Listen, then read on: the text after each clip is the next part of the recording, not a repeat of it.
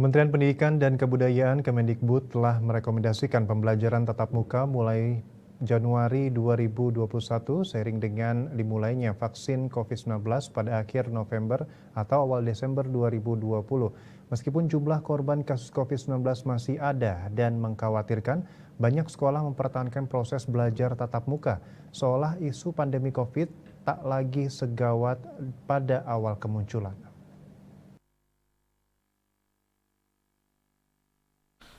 John Desanto, pendidik dan pengasuh Rumah Belajar Bhinneka memaparkan, penerapan program belajar dari rumah selama ini bukan tanpa persoalan. Hasil survei Save the Children di Indonesia menunjukkan belajar daring berpotensi meningkatkan stres keluarga. Ini akibat kesulitan ekonomi, ketidakmampuan pedagogis mendampingi anak, dan kurangnya sarana penunjang belajar digital, ditambah maraknya berbagai berita negatif yang mengecilkan hati. Semua itu berdampak merusak kondisi mental dan kesehatan psikososial anak.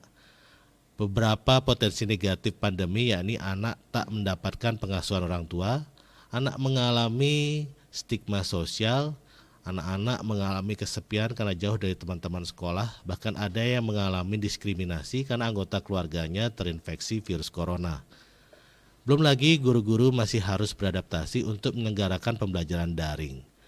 Pemahaman pembelajaran berbasis internet harus dimiliki para suhu. Pembelajaran berbasis internet harus dimiliki para guru dan dosen. Sejauh ini sekitar 71% guru baru pada tahap awal mengenal sistem pembelajaran daring, sehingga kemampuan mereka dalam mentransfer pengetahuan sangat terbatas. Sementara siswa di Indonesia belum mampu atau belum pernah mengalami belajar mandiri. Buku ajar yang menjadi panduan belum mendukung model swajar siswa. Selama kebijakan belajar dari rumah masih diterapkan, maka keterlibatan orang tua tetap diharapkan.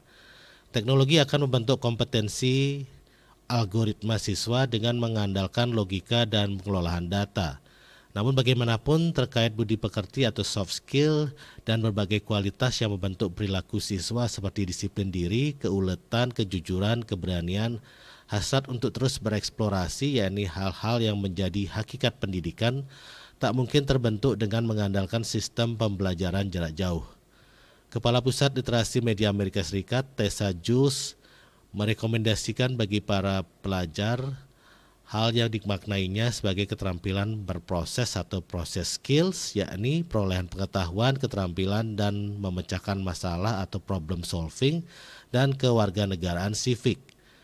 Keterampilan abad 21 yang disingkat 4C, yakni communication, collaboration, critical thinking, creativity, harus dilengkapi dengan pendidikan kewarganegaraan dan berbagai keterampilan mengendalikan dan mengarahkan diri atau kewarganegaraan dan berbagai keterampilan mengendalikan dan mengarahkan diri, mengingat pelajar adalah bagian dari warga global dengan sejumlah aturan dan regulasi.